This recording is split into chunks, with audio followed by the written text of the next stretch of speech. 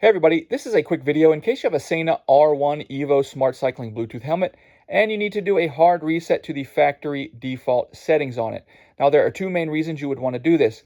The first one is troubleshooting.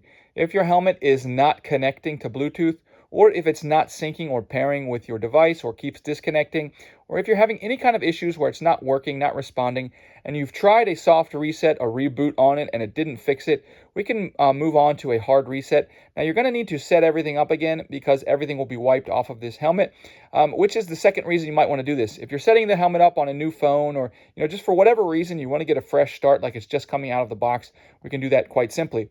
All we're going to do is we're going to come in and press and hold the power button for 10 seconds.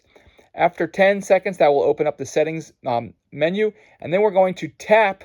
After we've pressed and hold the power button for 10 seconds, we're going to tap the volume down button twice.